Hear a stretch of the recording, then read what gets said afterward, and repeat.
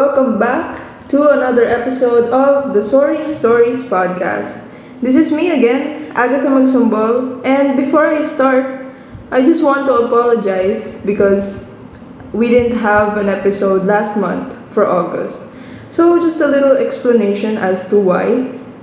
School just started. I'm on my third year and it's been really busy, but I promise that I will still continue uploading episodes once a month.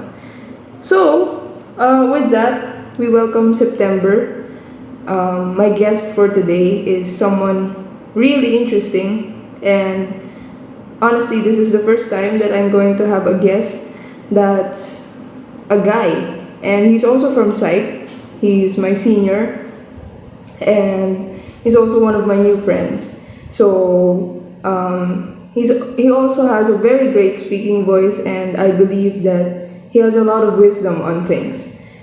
Since he was the former Prime Minister of APC Speaks, he took other commitments as well, but that was his main role. And he was also the previous logistics officer of APC Psychological Society, and now he is an intern who is currently on his fourth year.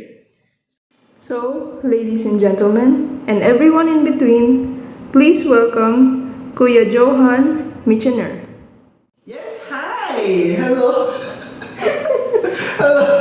Hello, Agatha. Thank you so much for having me as a guest. I'm super happy, I'm super excited in being here. Yes! And I'm very happy na magkakaroon ng opportunity in sharing my thoughts, experiences, and possibly learnings as well. Yeah, Yay. thank you in advance for accepting my invitation. Yay! So the usual thing before we start, I have my cards here, and I want you to choose one category and one card that we will answer together. Well, okay, categories. Dreams, life lessons, exposed courage, self-awareness, or beliefs. Hirap siguro life lessons. Okay, so kuha lang ako. Yeah, you Hindi ka choose. mag-shuffle. Based from the color, you'll choose. Kahit ano. Kahit ano pa? Yeah. Okay, so... Kahit anong life lessons, right? So, any yellow card. So... Okay. Di lang. Okay. Paano mo colorblind ko? Alright.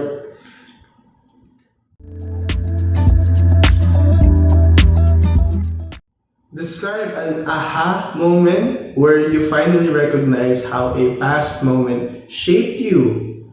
Oh. Like, Sad. that's the moment. Ganun. Okay, gets. Yeah. Okay. Aha moment. Oh, wow. Okay, so super complex nun. Kasi I'm pretty much a person kasi that really validates, I really respect my time talaga when it comes to the past. I had cases where I really recall myself and I really try to display myself in how I am as to now and how to what I shaped myself as before. So definitely, the thing that definitely made me say like a lot as a character was when I was in 8th grade. Given my status as of now, always try my best to have a good conversation, may it be in a public sense, may it be in the stages that I would perform myself through hosting, maybe debates, discussions, forums, or anything that would go to speaking. My 8th grade kasi was the exact opposite. My 8th grade kasi was a time where I had to build myself as a character. I had zero confidence talaga. Yeah. Like ako talaga yung tipong tao na parati ako naka-hoodie. Dati in my previous school. And I used to stutter a lot. I used to always break my grammar in terms of how I speak. Pero that was really the calling card on how I really shaped myself throughout the years to come. Ano ba? So, 4th year na ako right now. 8, 9, 10, 11, 12, 13, 9, 10, 11, 12, 1, 2, 3, 8, 9 years. 8, 9 years, minold ko yung sarili ko to really help myself out. Pero definitely the biggest distinction kasi on how I really reconciled that past to me, that certain past to me talaga, was the time na in my 8th grade kasi I had the motivation to just be good. It seems okay, like in plain sight, yes.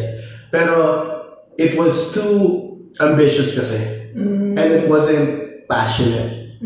So definitely what really molded me to what I am now is that I pursue this gift particularly not for the sake of just being better than others. Di talaga. Yeah. It's just that aspect na it could be a good inspiration to just really flourish of what people can be capable of. Kasi everyone talaga is capable. Yeah, absolutely. Kasi I really think talaga na people have the courage to really speak themselves up. To really express that pinnacle point of just communicating in a beautiful response, in a beautiful grasp, and that way we could just be overall better people talaga. I know! So, of course, obviously, your 8th grade self is proud of you now. Oh, definitely. The growth and everything. Yeah. I could definitely say na he's both proud and he's surprised at the same time. Kasi he could have imagined pa beforehand na we could have been so much more. And we are more. Yeah. Yeah. Awesome. Yay! Aha! Moment. Yun, ako naman, since you talked about like opportunities, parang it's the same thing with me rin. Like the opportunities, gano'n na. Like my mom, kasi she told me na dati daw I was, typical din, shy. And I would express myself with my words since people know me as a writer. And since I started this podcast, it's new pa rin. So I'm still navigating on how to speak more fluently and confidently. So I just realized now yung moments kasi I started to take risks. I started to grab opportunities even though at some point it's not ideal for me.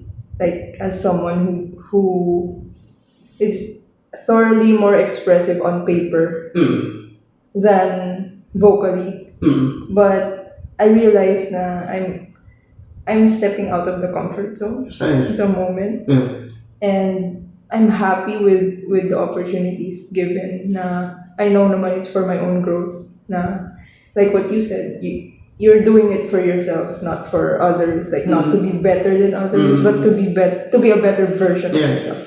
So had a similar thing. That's na so cool. In terms of opportunities, and like I'm even sa psych-soc, like I grabbed that opportunity to be an officer since I'm with my friends as well. And parang I wanted to hone my skills. I wanted to be a better person. And I want to like expand on my connections and experience. So yeah, I take every moment presented to me. Kasi I know naman na it's a blessing and it's a way for me to utilize my gifts. Yeah. That's so cool.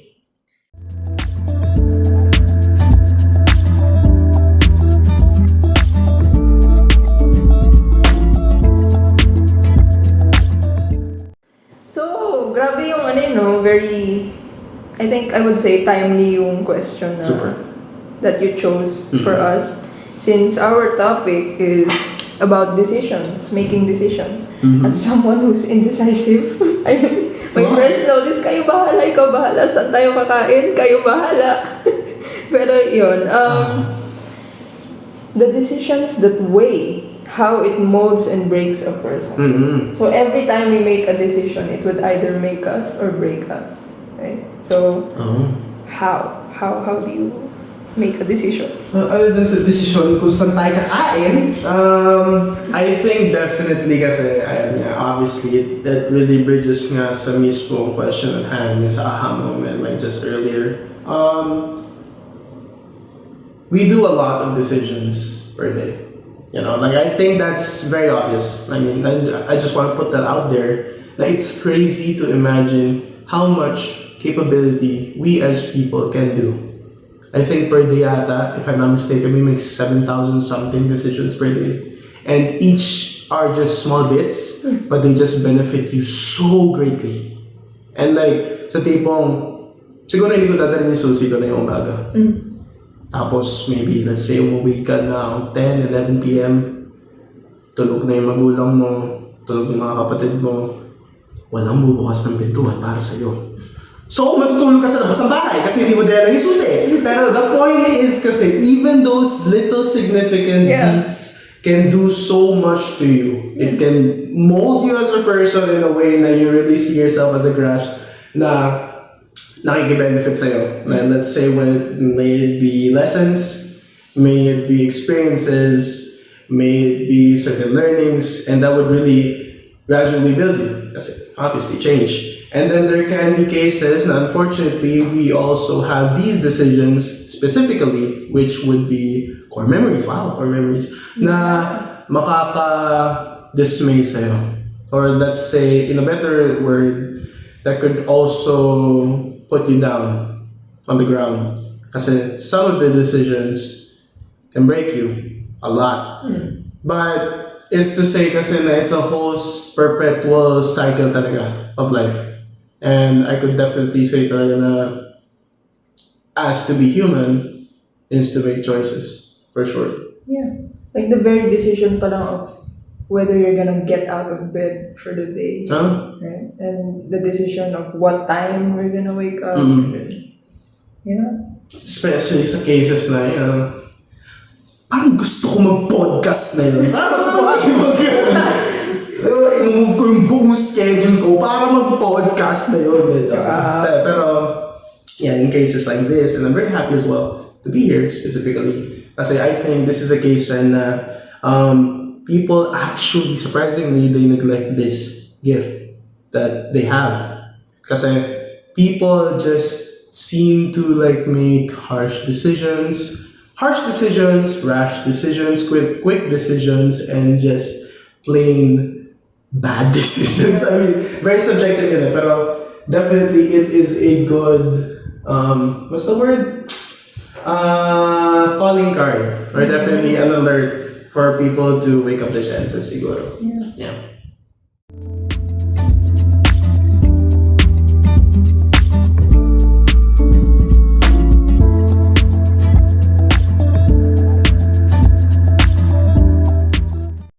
So, if you could go back in time, I mean, it doesn't really have to be that, like, deep. You don't have to cry. Don't cry.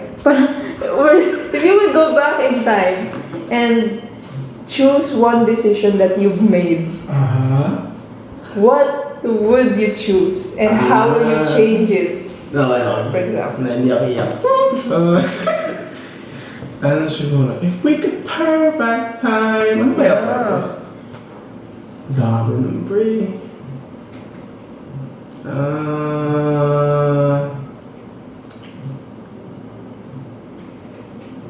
Like you would travel to the...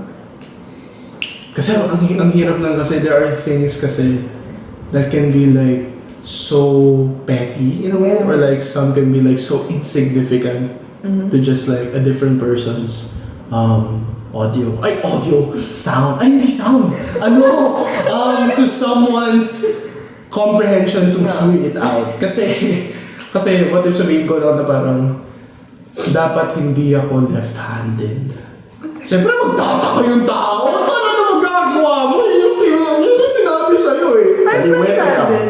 Are you? Yes, I'm left-handed. Yes, I know. Yeah. Lefties. Okay. Yes. As in like left-handed on writing din? Ay, ano mo ba? Pagdating sa mismong like computer talaga, I have the capability talaga na mag-mouse sa kaliwa. Pero, at my case kasi, sobrang segue nito. At that case kasi, there's a point kasi na parang, definitely dahil sa pagkakaliwete ko, yung dati ko kasing school, they don't provide left armrests. Like yung parang isang one-sided talaga. So, at that point on, sa anong pangkanan, ginagawa ko ng pangkaliwete. Which is why in the current school that I'm in, I'm super happy that they're super universal sa pagkaliwete at pagkanan. Paano na? Pero, yes, kaliwete ako. Anyways, point is, right, so, inisip ko sana yung mga the most smallest insignificant things na dapat di na lang akong kaliwete. Yung mga tipong ganun can go into so much layers, has deeper meaning, as in sa mga mismong pangkuha ng ballpen, Pero what I can say na I would be so willing to change my decision was the one time someone first vented to me. Yeah, this is one of the biggest strengths as to why I wanted to be in psych, my course. There was a time kasi, I think it was 10th grade, and this girl kasi, she was in a state of shock. Their previous relationship was not the best, and there was a point na she just went super off tangent sa issue niyang ugali. She was super known for being super active, super nice, and there was a case that she just couldn't take it. Maybe a week or so after the quote-unquote breakup, and then after a week to that, from her usual jolly persona, ganon, biglang naging monotone. Which is natural, of course, pero this went on to days, to weeks, and to months. And I've known this person kasi for a good long time. I've known her siguro no 4th, 3rd grade ko. Kababata ko kasi. And there was a point that she just decided to call me. She wanted to ask me, or well, not really ask, more like she just wanted to just dump into me of what exactly happened, what were the epilogues, the aftermaths of the relationship, and there was a case na she just wanted to ask me why. She wanted to ask me why this all happened to her, and she questioned everything. And I get it, kasi ang weird nga naman talaga. I mean, knowing this person kasi beforehand, a healthy family, healthy lifestyle, sakto lang. Pero it's not big, it's not low.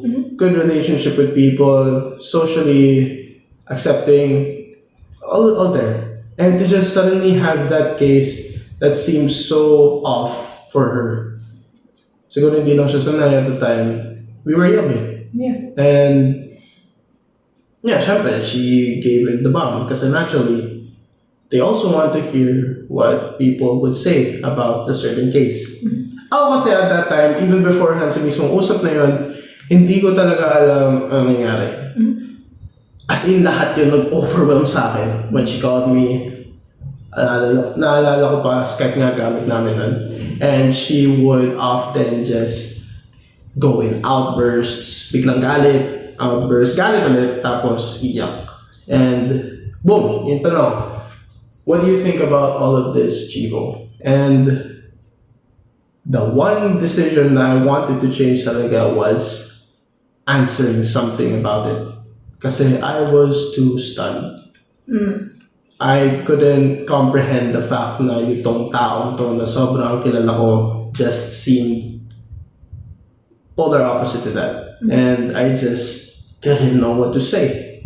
I didn't know how to understand. And although it wasn't a big thing for her, I mean, di talaga. I mean, syempre, the whole situation was big eh. Pero she wasn't really like super off with it of what I just decided to just stay quiet, not really know how to say things consistently. I was in the state of learning pa kasi on what to say and what to do in a situation like that. But she was just happy either way because I listened, I heard her out, and yeah, that was what mattered to her. Kasi in some degree, in some aspect, someone sides with her. Yeah. And although in some way I benefited and helped her out, to me, I really wish talaga na I could have been so much better to help someone out. These small things kasi, these situations in life, certain events, can really lead up to what you are in the near future or far future. It depends. But what really matters here is that if you really get by with it, what would it be to you? To me talaga, because of that, naisip ko talaga kagad, what if mag-psych na lang kaya ako?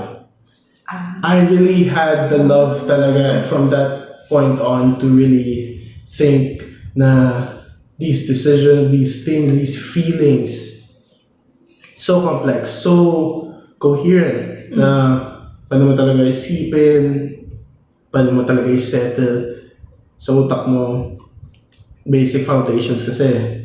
And these foundations can gradually build a person up. So, why not study it? Definitely, especially in this current area I live in, which is a area which prizes talaga the need of psychological sense and pretty much the awareness to it.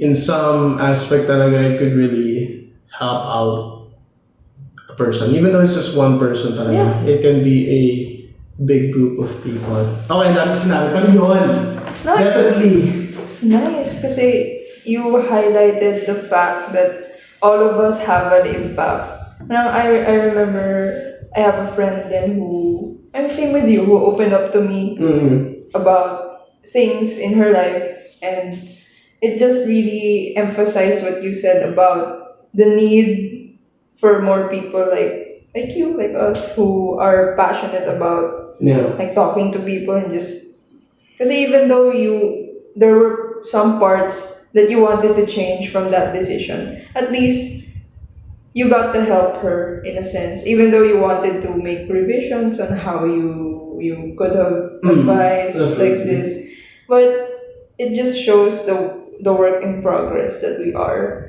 Na even though you were mas naging shock per se na you there's a feeling of lack in terms of you could have done more for her, you could have done, but at least you know that she appreciates it because she feels seen and valid and heard, and like she feels that solitude, and it also benefited you, as you mentioned, since it helped you with your choice, with your decision today, with the course that you're taking now, psychology now. I mean, you're taking psychology and then you're also working on your field in speaking, in communications, in like management and all that. So even though we do have quote unquote some regrets with the decisions we made in the past, I mean it's an ironic, cheesy line, but yeah, it helps shape who we are today. Wow. Yeah.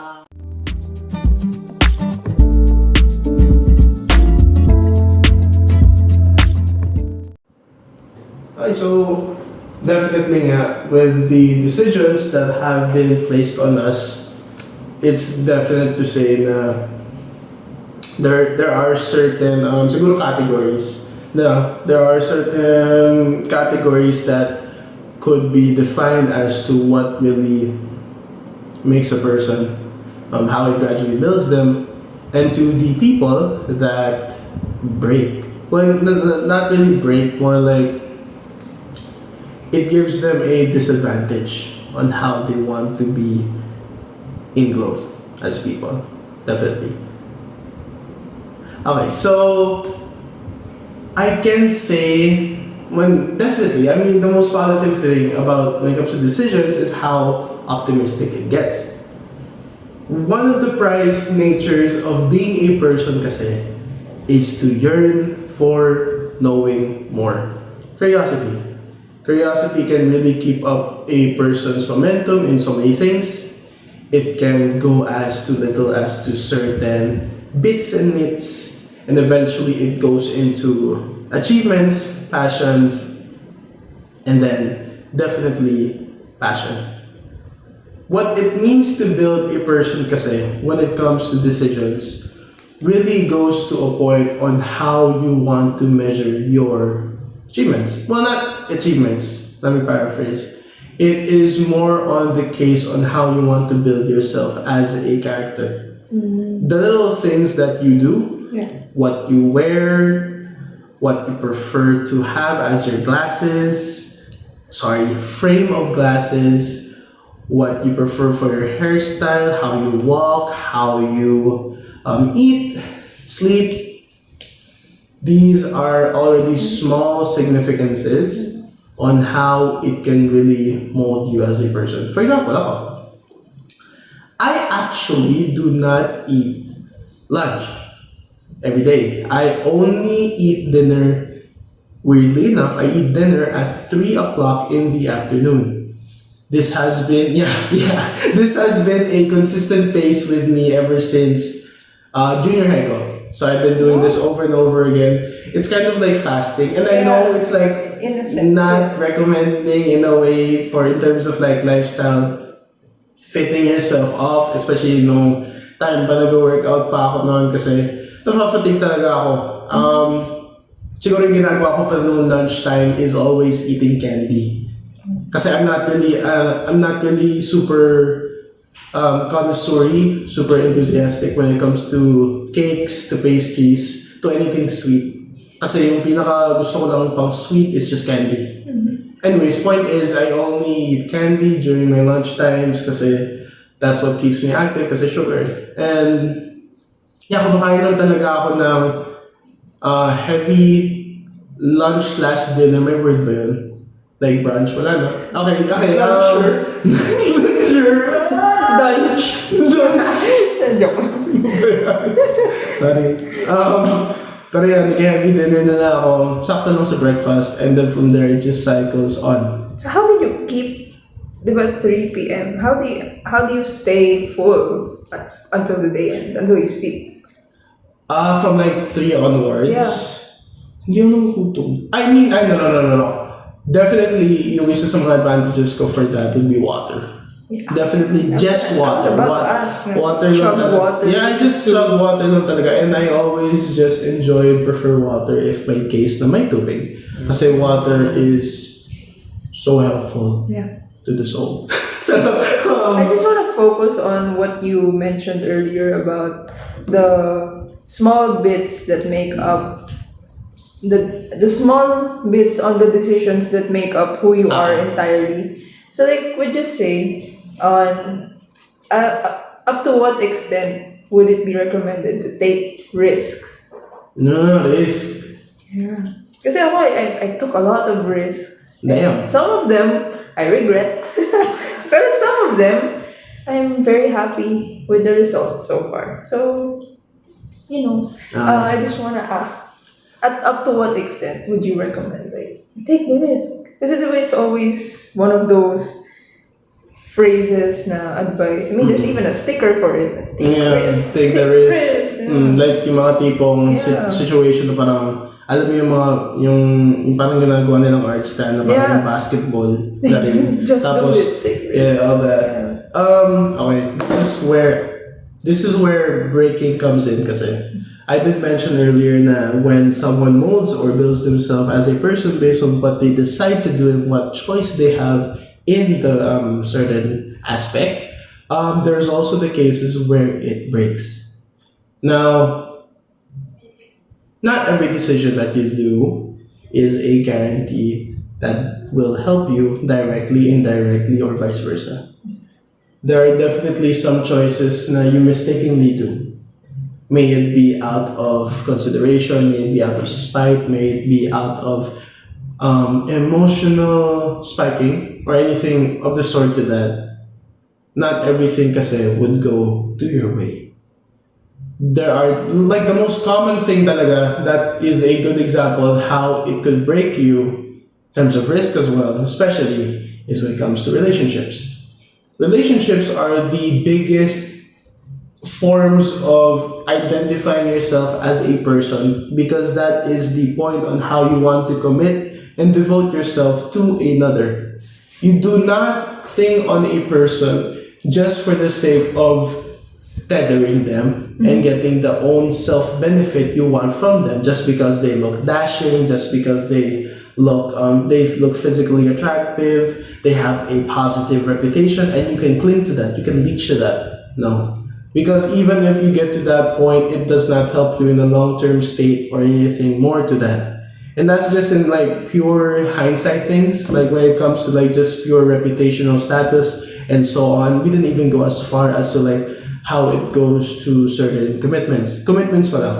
And definitely with accountability. You can do certain decisions that really sprout your inner human side.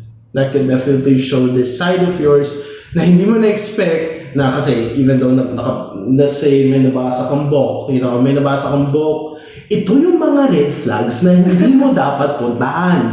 Pero na-realize mo na kinuha mo lahat ng mga red flags kasi mga 2 or 3 linggo pa lang kayo sa relationship at may nakita kang hindi siya nag-reply ng 1 minuto. Dahil doon, nabatrip ka na at nagtampo ka, nagsuyo ka pa. Pero, things like that, they can break you. Yeah. There are so many cases pala when it comes to relationships. Definitely sa mga tao mismo na they have nothing else to lose daw. So when that happens, they do everything. Tumakas. Bisyo. Cases like that. Now, risks. Risks are a middling. They are the middle ground kasi of decisions, whether you want to build yourself up or break yourself down. Risk is the presence and the indication of the most important thing of what makes decisions, change.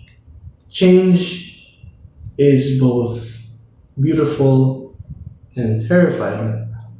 It can be interesting and frightening. And in so many ways talaga, change is exactly what brings in the point talaga of decisions. So what really is the measure? And this is the point. Ito na mismo yung tanong ni Agatha. What really is the point of the risk? The thing is kasi, a measure, the limit, the threshold, that's so vague. It is super hard to determine talaga what exactly is the point of no return pagdating sa risk. I personally believe back then that I had zero communication skills. I was specially diagnosed kasi with mental illnesses. I still suffer through some of them. And in this case talaga na I really couldn't do anything about it, I decided to learn on how to work on it. Pero definitely, I didn't have the gift talaga on how exactly am I gonna speak so well, like so fluently, like this way. Di talaga. It was 8th grade and we had a persuasive speech to do in front of, let's say, yung audience kasi namin mga 50 to 100 kasi yun. Wow. It was a PETA. What we call as a PETA was a project. Academic. Yeah. 80% dapat na mismong grade mo punta doon. Parang walang silbi nga yung mga quiz. Anyways, so the point is, we had to do it. And we were stationed based on our class number, which is basically our ID number. Basta. Yeah. And my topic was so simple. It was just about music. Super broad nga eh. Like, hindi nga nagustuhan ng mismo kong teacher. Music? Ano dyan na yan? Ano dyan na yan? Hindi ko alam, ma'am. Hindi ko talaga alam, ma'am. Yun na lang gagawin ko. Sige, bahala ka. Grades mo yan eh.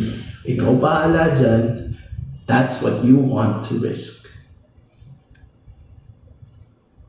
Sobrang segue neto, but if you've watched the first movie of Spider-Verse, Into the Spider-Verse, which I love that movie, by the way, if you have not watched that movie, please do watch it. Yeah. So nice. The thing is kasi when it comes to risks, is that it really is a leap of faith talaga.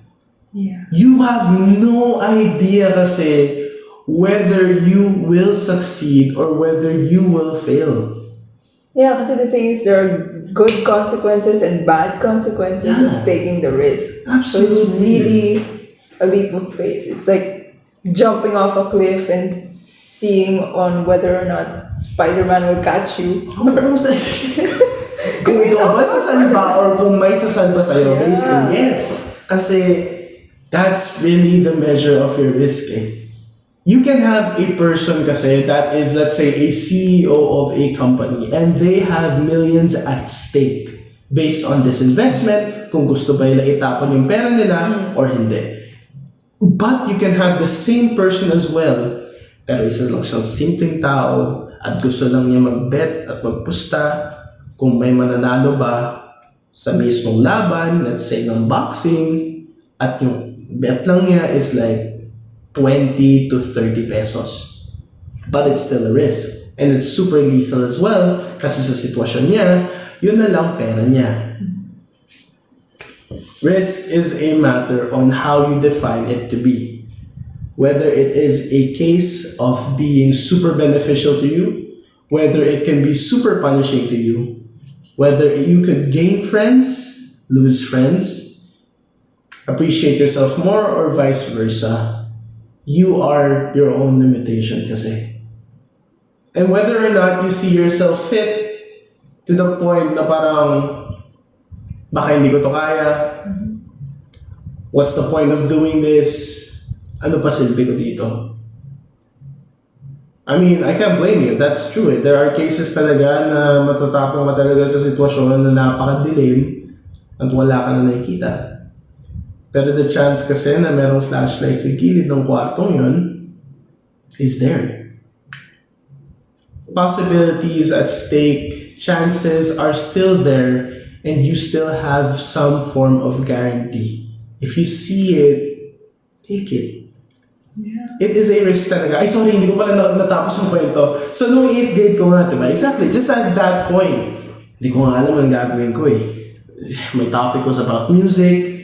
Speech was persuasive. I have to persuade people what makes music music. And then, I just decided to do this tactic na lang to myself every time actually. Since now na ginagawa ko yung mga hostings ko, ginagawa ko yung mga public speeches ko, what I always do talaga before nasa stage na ako, and how I can apply this to everyday life, is just counting down to 3. From 3. So, 3, 2, 1. Let's do it. Gawin na natin. At first, it was a tactic to just get it over with. Pero, right now, on what I do now, para sa countdown na to, I do this countdown so I can find out whether I can be more. Again, risk kasi is really out there and you can't really stop it. That's how life is. You can be just as passionate and just as ambitious as you are, but to make these decisions in your life, to make you, and if you want to pursue yourself in being you, that's the beauty of how you can decide. I did decide para sa speech ko. I realized na I can do hand gestures. I realized I had a voice na nakaka-level in front of hundreds. I realized that I have the sense of confidence to myself. Siyempre, it was scary. I didn't know paano yung pacing ko, yung momentum ko, but I just kept going. That's what mattered eh. And from there, I managed to get myself to 8 to 9 years of having my specialty to do public speaking. Wow. Not as a simple passion, but it's hobby. Passion, hobby, turned into like Yeah, something yeah, that's a big part of your life Yes. now. Yeah. Yeah.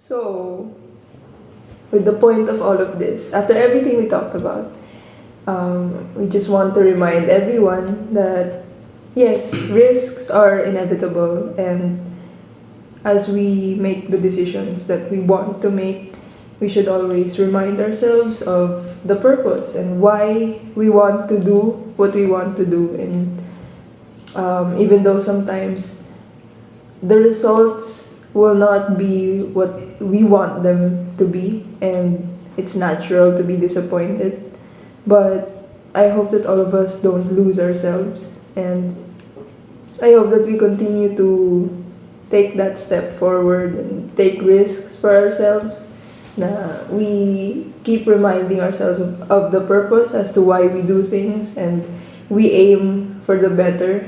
We aim to, like, we decide to be better, even though with how imperfect the world is, sometimes the results are not what we expect them to be. But we should just focus on the goal. And When it gets to the point na pretty much nasabi naman ni Kata lahat, this is a case where people need to know what exactly it is to be a person, an individual that is plainly here to do some degree of gifts bestowed on them, and they can do something about it. What they want to shape, what they want to mold, and what they want to pursue and in their future and so on is up to them. There are so many choices in life and decisions that can be in cases where it can be somewhat negative to many but also positive to many. There are so many cases kung saan kung ano man yung benefit mo, baka magiging disadvantage ng iba. Whether you want to take it for granted, whether you want to see it as a small thing, a petty thing, can be so much more to others.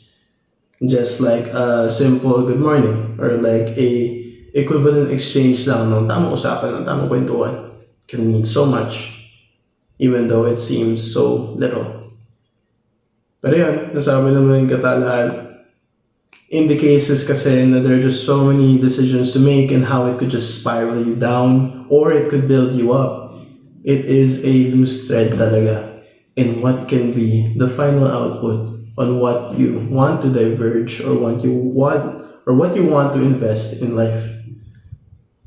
Obviously, not to get lost in it. There is a definite fog in front of you. There will always be so many bumps. It's crazy nga eh. And the complexity kung saan may pagka-depth or may pagka-layered talaga yung isang tao is just a lot of unpredictability.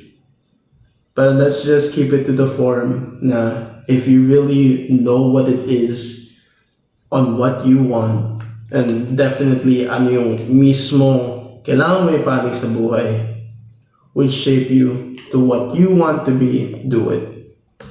The risks are there, the stakes are high, but if you can stand on your own 2 feet, why not, diba? So yeah.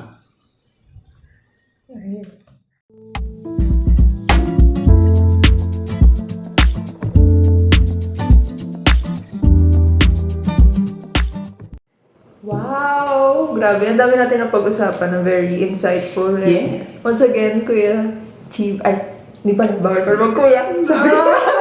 Once again, Chivo, Yeah. thank you so much for accepting my invitation. I No really problem. appreciate the openness and like the vibe of like I was Yeah. observing you kanina na you were so Yay. passionate about what you were saying, and I really felt that drive to do this. Like you're very passionate about speaking and sharing your thoughts, and I know na you're creating an impact for the listeners and for Thank you. people you meet.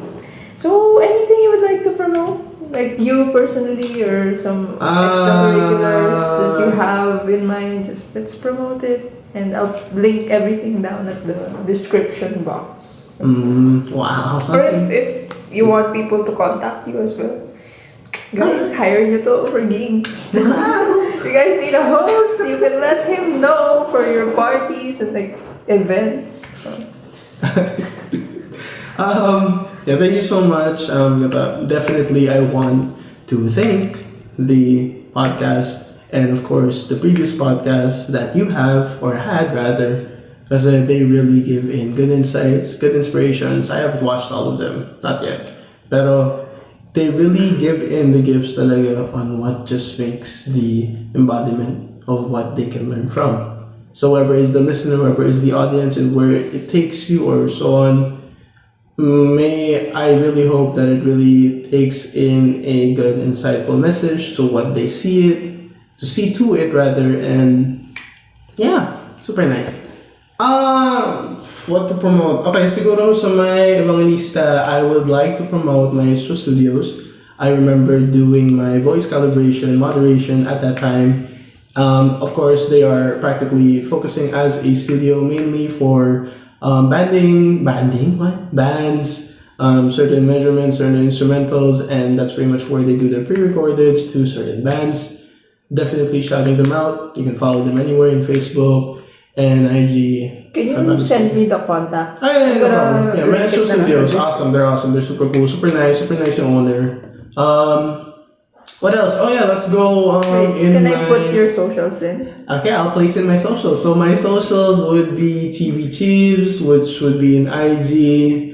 Definitely follow that. Although there's really not much there, it's just pretty much a social dump of pretty much anything that's happening. Why not? Facebook na Email. rin. Like, if Email? people- Oh yeah, why not? So, what Email if as well. people contact you, diba? Like, Yeah, for maybe. freelance hosting? What are opportunity? Yeah, so if you guys want to hear my voice, you can contact me through my email. I'll which link it is, there. Yeah, pretty much it will be down below there in the description. Mitschiener@gmail.com. It'll be there. You'll see it. And what else? Let's go with my institute. Currently, I am accomplishing my Bachelor of Arts in Psychology, and I am doing it under the name of Asia Pacific College. Asia Pacific College also has its own organizations that I was in part in actively. So definitely, I was a former Prime Minister for APC Speaks, a organization dedicated to public speaking and debate. Agatha's even in there as part of the active members, and we continue our best efforts to give in the collaboration of really fortifying that confidence in terms of speaking to others and to myself as well. I am a current active member, even so my step down or outgoing as a prime minister before then. And of course, my other organization, home org in this case, would be APC Psychological Society. Love them a lot. So many memories, I'm not joking, and they are truly a fruitful family, and for the years to come, for the batches to come, for the generations to go and oversee, they're definitely the organization. Check them out, and please check out Asia Pacific College as well. It is a beautiful institute. I can definitely say that as much. Cannot go even out further to that, as it is my supporting outstanding vouch for you to be in. Yeah. I think that's about it. Yay!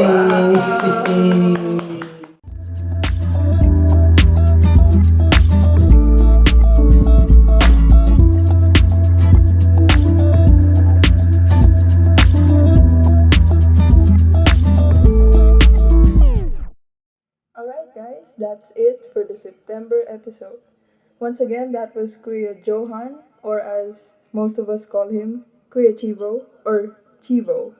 And again, thank you so much, Chivo, for accepting my invitation. I really appreciate your enthusiasm, your excitement, and your passion about just talking and sharing your thoughts. And I know that this and all your other hosting gigs and your speaking gigs will create so much impact, not just to me, but I believe to all listeners as well. And yeah, the usual, guys. I hope you continue to support the podcast, like the page on Facebook, follow on Instagram, and subscribe to the YouTube channel. And I hope the episode for next month. I'm excited for my guest, and I hope you guys will continue to stay tuned. So, yeah, guys, see you soon. Thank you so much again. Love you all.